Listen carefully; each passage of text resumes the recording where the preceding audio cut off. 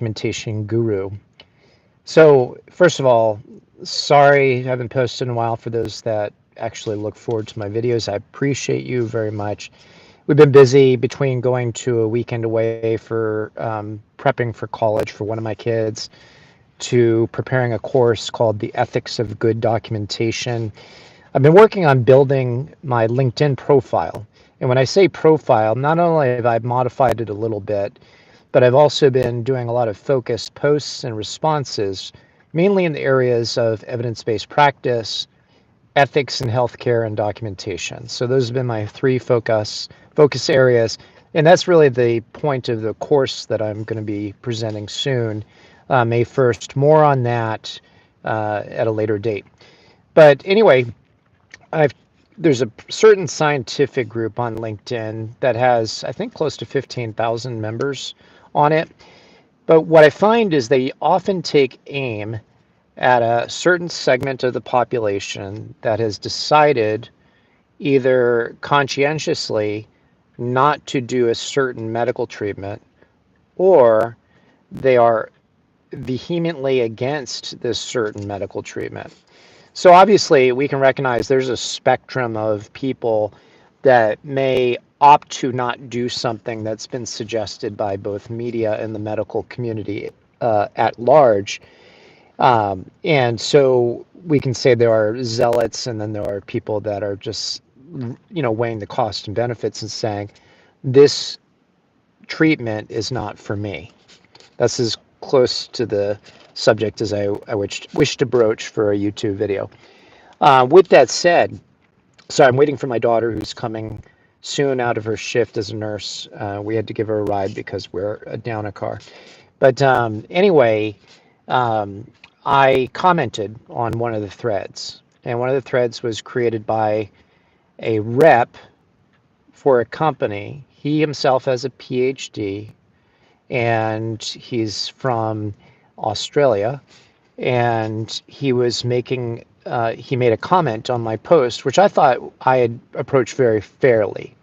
Like, I hadn't indicated one way or the other the clinical efficacy of a treatment, but I did point out that we have data to support that there can be problems with that treatment. And he used one word in response, bollocks, which he actually spelt wrong. I was familiar with the term bollocks, and so I just gently, a little bit sarcastically, pointed out that his spelling was wrong.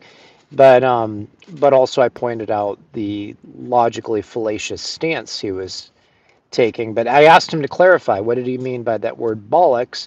Because I pointed out the two potential areas he could be saying that, and I systematically laid that out. And he did respond with more direct points.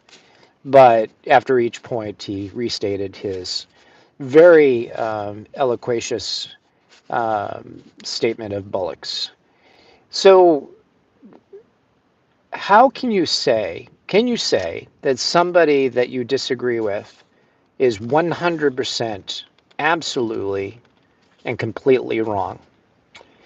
Will there be a lot of, if you're an expert in an area, so let's say a researcher in the area of biotechnology, and you're debating with somebody who's not an expert in the area of biotechnology on the subject of biotechnology, will you be more likely right than wrong compared to the other person? Well, obviously, you'll be more likely right because you are truly an expert in that area.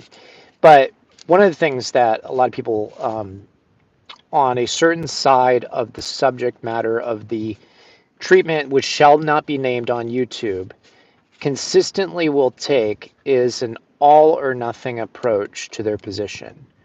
In other words, anybody that disagrees with them is 100% wrong, and they are 100% right. And you do have to have omniscience in order to be able to say that. And especially when you're debating against somebody that's not dumb and has a fair grasp of logical discussions, and can use things like Google Scholar, and has a job requiring looking at research studies, You can't say with 100% certainty that everything they say is bollocks. Um, by the way, that's bollocks. So we don't tend to use that term in the United States. But um, with that said, one of the things I try to do, and I encourage you to do too, whenever you're engaging somebody with whom you have a disagreement, and you're both certain of your position, do try to concede that you don't know everything, even if they think that they know everything. So do at least try to bring it to the point where, yes, we're both humans with limited knowledge, experience, and there's so much data out there that there's no possible way you could be familiar with all of it. Try to concede that you may be wrong and listen to their discussion. Listen to their points, and then help them logically reason through their points. One of the ways in which I approach debating with people who clearly are maybe a subject matter expert in a certain area is I don't try to match them knowledge for knowledge, because that's not always going to be the case. I may be more knowledgeable in some areas than they are, but if it's an area that they have more of a background in, I don't have to logically debate them on point by point analysis. But if I listen carefully to what they're saying, sometimes I will find people that are like zealous for a certain topic and think that they are infallible. I can usually find the problems with their logic and point out the fallacies, and so that can be a very effective way to debate people and prove that maybe you're not full of bollocks, but and point out maybe they have some opportunity themselves to not be creating bollocks statements.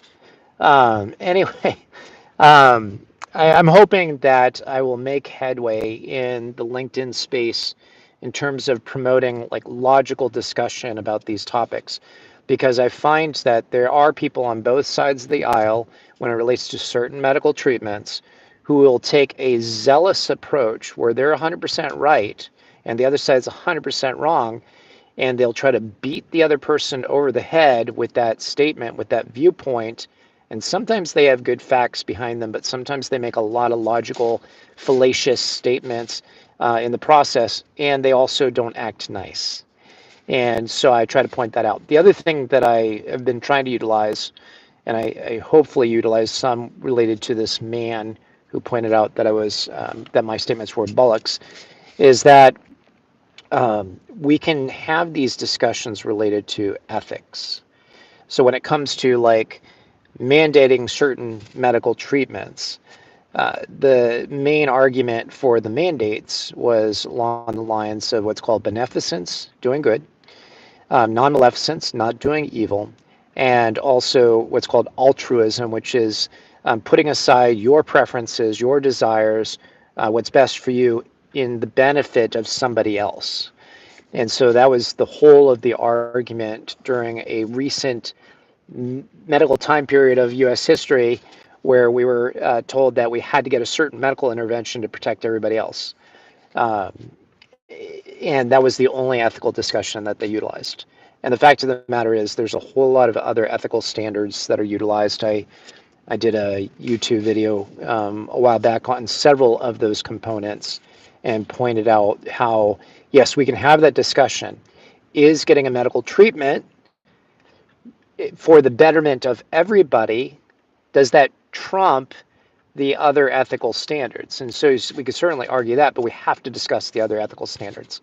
And so saying with 100% certainty that my viewpoint is bollocks or somebody else's is bollocks is just not accurate.